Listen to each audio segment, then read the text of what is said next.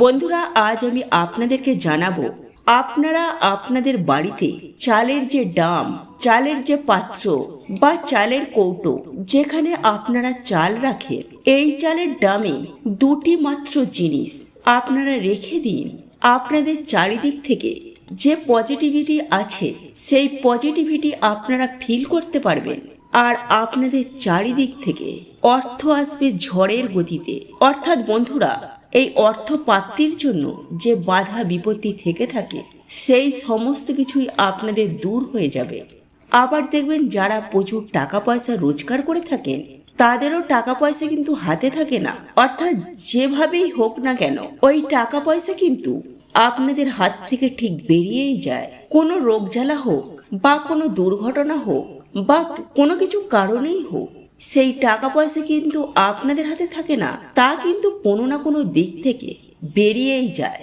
এই সমস্ত দিক কিন্তু চিরতরে দূর হয়ে যাবে আপনারা যদি এই দুটি জিনিস চালের পাত্রে রেখে আপনারা ওই চাল যদি প্রতিদিন ব্যবহার করেন। তো বন্ধুরা, এই দুটি জিনিস আপনারা যখন খুশি রাখতে পারেন। তবে আপনারা প্রত্যেকেই জানেন বৃহস্পতিবার হলো মা লক্ষ্মীর বার আর শুক্রবারও হলো মা লক্ষ্মীর বার। এই দুটি দিনের মধ্যে আপনারা এই দুটি জিনিস চালের ডামে রাখবেন। আরও সপ্তাহের আর একটা দিনও রাখতে পারেন, সেটি বুধবারও রাখতে পারেন। তবে বন্ধুরা, এই বৃহস্পতিবার আর শুক্রবার, পারলে বুধবারও আপনারা অবশ্যই রাখার চেষ্টা করবেন। বুধবার হলো সিদ্ধিদাতা গণেশের বার। এই দিন রাখলেও অত্যন্ত সুখ সমৃদ্ধি লাভ হয়। বন্ধুরা, এই দুটি জিনিস থেকে আপনারা কি কি পাবেন, আর এই দুটি জিনিস যদি আপনারা চালের ডামে বা চালের পাত্রে মিশিয়ে দেন, অর্থাৎ সেই চাল থেকে তো একটা সুগন্ধ আসবেই। তারপর যখন চালটি ফুটবে বা ওই চাল থেকে যখন ভাত রান্না হবে, যখন বাড়ির প্রতিটি সদস্য এই ভাত গ্রহণ করবেন, প্রত্যেকজনের শরীরের মধ্যে একটা পজিটিভ এনার্জি আপনারা ফিল করতে পারবেন। অর্থাৎ শরীরের যে সমস্ত নেতিবাচক দিক রয়েছে বা যে সমস্ত নেতিবাচক চিন্তা ভাবনা, সেই সমস্ত কিছু একেবারে দূর হয়ে যাবে। এমনকি আপনাদের মনের মধ্যে, শরীরের মধ্যে সবসময় দেখবেন একটা পজিটিভ ফিল করছে। অর্থাৎ আপনাদের শরীর মন সব কিছুতেই চাঙ্গা লাগবে এবং যে কোনো কাজ করার জন্য শরীর মন সমস্ত এনার্জিতে ভরে যাবে। যে কোনো কাজের ক্ষেত্রে দেখবেন যদি আপনাদের এনার্জি থাকে তাহলে দেখবেন সেই কাজে কিন্তু সাকসেস পাবেন, নচেত কিন্তু সাকসেস পাবেন না।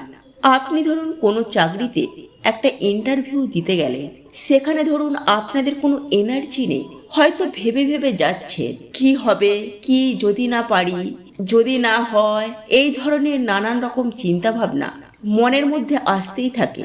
সেই সমস্ত চিন্তা ভাবনাগুলো একেবারে দূর হয়ে যাবে। এই ধরনের চিন্তা ভাবনা মনেও আসবে না। বা বাড়ির কোনো ছেলে মেয়ে কোনো পরীক্ষা দিতে যাচ্ছে, ভাত খেয়ে, আর ওই ভাত যখন শরীরের মধ্যে থাকবে তখন একটা সুন্দর তো গন্ধ বজায় থাকবে। তার মধ্যে সেই সমস্ত ছেলেমেয়েরা বা সেই সমস্ত স্টুডেন্টরা ফিল করতে পারবে যে না, আজকে পরীক্ষাটা আমার দারুণ হবে। একটা জিনিস মনে রাখবেন বন্ধুরা, যখনই আপনারা পজিটিভ ফিল করতে পারবেন, আপনাদের মন থেকে পজিটিভিটি আসবে, তখনই কিন্তু সমস্ত কাজেই আপনারা পজিটিভ হবেন। অর্থাৎ সমস্ত কাজই আপনার সফল হবে। তো বন্ধুরা, এই দুটি জিনিস চালের পাত্রে বা ডামে আপনারা কখন রাখবেন সেটা আমি এখনই আপনাদেরকে জানিয়ে দেব। তার আগে জানিয়ে দিচ্ছি চালের ডামটি বাড়ির কোন জায়গায় রাখবেন। দেখুন বন্ধুরা, আপনারা সকলেই জানেন কি না আমি জানি না, বাড়িতে কিন্তু বাস্তু দোষ বলে একটা খুবই খারাপ জিনিস থাকে। এই বাস্তু দোষের ফলেই কিন্তু দেখবেন বাড়ির যে কোনো উপায়ে মা লক্ষ্মী গৃহত্যাগ করেন, ফলে দেখবেন সেখানে অলক্ষ্মী বাড়িতে এসে পৌঁছে যায়। তো বন্ধুরা, এটা যখনই হবে তখনই দেখবেন বাড়ির কেউ অসুস্থতায় ভুগছেন, বা বাড়ির ছেলেমেয়েরা পড়াশোনা হচ্ছে না, বা কারোর চাকরিতে উন্নতি হচ্ছে না, দিন দিন অবনতি হচ্ছে, বা বাড়ির প্রত্যেকটি সদস্যদের মধ্যে সম্পর্ক ভালো থাকছে না। এই সমস্ত আপনারা লক্ষ্য করতে পারবেন। তখনই ভাববেন আপনাদের মা লক্ষ্মী দেবী আস্তে আস্তে গৃহ ত্যাগ করতে শুরু করে দিয়েছে। তবে বন্ধুরা, আপনার যে আপনার বাড়িতে এই যে চালের ডাম বা চালের পাত্র, এটা কিন্তু মা লক্ষ্মীরই একটি জিনিস। এটা আর আপনাদেরকে দ্বিতীয়বার বলে বোঝানোর দরকার নেই। বন্ধুরা, এই চালের পাত্রটি আপনারা বাড়ির কোন দিকে রাখবেন? এই চালের পাত্রটি আপনারা আপনার বাড়ির দক্ষিণ দেয়ালে একদমই রাখবেন না। ধরুন আপনাদের রান্নাঘরে দক্ষিণ দিকে একটি সেলফ পড়েছে বা দক্ষিণ দিকে আপনারা চালের ডামটি রাখছেন।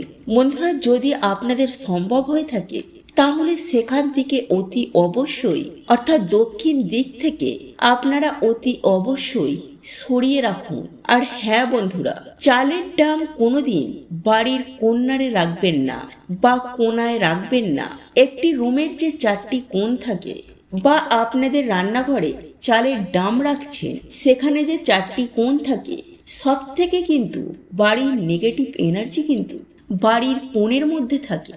তাই আপনারা এই চালের ডাম বাড়ির কোণে একদমই রাখবেন না। যদি রাখতে হয় কোনো দেয়ালের দিকে রাখুন, কিংবা আপনারা একটি উঁচু জায়গায়, অর্থাৎ একটা চৌকি বা কোনো পিঁড়েতে বা কোনো শেলফ করুন, তার ওপরে তুলে রাখুন। একদম মেঝেতে একটা পেপার পেতে নিলেন, তার উপরে চালের ডাম বসিয়ে রাখবেন না। আপনারা একটু উঁচু জায়গায়, মানে আপনারা যে হাঁটাচলা করছেন তার থেকে কিছুটা উঁচু জায়গা করে ওই চালের ডামটি রাখবেন। তো বন্ধুরা, বুঝতেই পারলেন আপনারা যেখানে চালের ডাম রাখছেন সেখানটি যেন পরিষ্কার পরিচ্ছন্ন ভরে থাকে। অর্থাৎ বাড়ির যদি বাস্তুসম্মত না হয়ে থাকে, অর্থাৎ যে বাড়ি তৈরি করেছেন সেই বাড়ি ধরুন বাস্তুসম্মত নয়, অর্থাৎ রান্নাঘর ঠিক জায়গায় নেই, বাথরুম ঠিক জায়গায় নেই, দরজা জানালা ঠিক মতো নেই, তার ফলেও কিন্তু আপনারা যার যেমনই বাড়ি হোক পরিষ্কার পরিচ্ছন্ন রাখেন, তাহলে কিন্তু আপনাদের বাস্তুদোষ চিরতরে অনেকটাই কমে যাবে। অর্থাৎ 100% থেকে আপনাদের 75% কমে যাবে। ফলে বন্ধুরা, বুঝতেই পারছেন পরিষ্কার পরিচ্ছন্ন মানে মা লক্ষ্মীর একটা নজর দৃষ্টি আকর্ষণের জিনিস। তাই আপনারা যেখানে চালের ডামটি রাখছেন অবশ্যই কিন্তু পরিষ্কার পরিচ্ছন্নভাবে রাখুন। আর হ্যাঁ বন্ধুরা, আপনারা যে চালের পাত্রে চালটি রাখছেন, আপনি সেখানে 1 মাসেরও চাল রাখেন বা 1 বছরেরও রাখেন, আবার কেউ কেউ 1 সপ্তাহের জন্য চাল রাখে। যার যেমন সামর্থ্য সে তেমন ভাবে চাল রাখে। তবে বন্ধুরা, যেখানেই চালটি রাখুন না কেন, সেই চালের পাত্রটি পরিষ্কার পরিচ্ছন্ন রাখবেন। আর যখনই আপনারা ওই ড্রাম থেকে চাল বার করবেন, তখনই আগে নমস্কার জানাবেন মা লক্ষ্মী দেবীকে। চালটি নেবার পর 3 বার সামান্য করে চাল তুলে রাখবেন, অল্প অল্প করে রেখে 3 বারই ধন্যবাদ জানাবেন। ধন্যবাদ মা লক্ষ্মী, ধন্যবাদ মা লক্ষ্মী, ধন্যবাদ মা লক্ষ্মী। দেখবেন আগেকার দিনে মা ঠাকুমা কাকিমারা অনেক টোটকা করত। এরা টোটকা করত কিন্তু নিজের ইচ্ছায় নয়, এগুলি নিশ্চয়ই শাস্ত্র সম্মত। এই কলিযুগে আমরা অনেক কিছুই মানি না। যারা মানেন তারা ঠিকই মানেন, যারা মানেন না তারা অবশ্যই এই কাজটি করুন। দেখবেন আপনাদের দিন খুব সুন্দরভাবে সুগঠিত হচ্ছে। তো বন্ধুরা, আসুন এবার জেনে নেওয়া যাক আপনার বাড়ির চালের ড্রামে কোন 2টি জিনিস রাখবেন, সেটি আপনাদেরকে জানিয়ে দিচ্ছি। প্রথমেই আপনারা যেটি রাখবেন সেটি হলো এলাচ।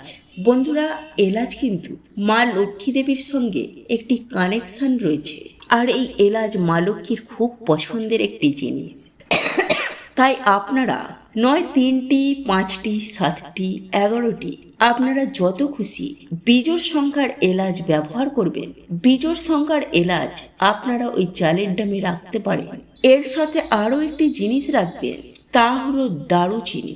আর এই দারুচিনি রাখবেন একটু বড় সাইজের, যেগুলি দেখবে বড় সাইজের রোলের মতো পাকানো থাকে, ওই দারুচিনিও রাখতে পারেন। আবার অনেকের বাড়িতে এই বড় দারুচিনি না থাকায় ছোট ছোট দারুচিনিও থাকে, সেগুলোও রাখতে পারেন, তাতে কোনো অসুবিধা নেই। তবে বন্ধুরা বড়টা দিলে কি হয়, সেন্টটা একটু ভালো ছাড়ে। যত সেন্ট ছাড়বে তত আপনাদের পজিটিভ এনার্জি আপনারা ফিল করতে পারবেন। তো বন্ধুরা এগুলি কবে চেঞ্জ করবেন? এগুলি একভাবে 3 মাস রাখবেন। 3 মাস রাখা হয়ে গেলে আবার চেঞ্জ করে নিয়ে কোনো পুকুরে বা জলাশয়ে কোনো প্রবাহমান জলে আপনারা ফেলে দিয়ে আবার এগুলিকে পুনরায় রাখতে পারেন।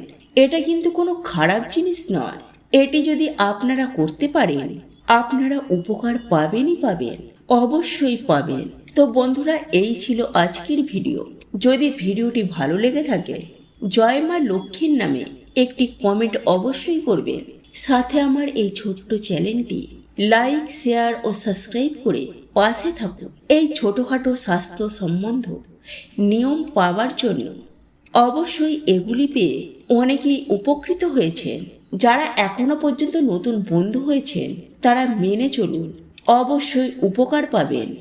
আর হ্যাঁ, অবশেষে একটাই কথা বলি, সব কিছু কিন্তু ভক্তি শ্রদ্ধা সহকারে হাসি মুখে কাজ করবেন।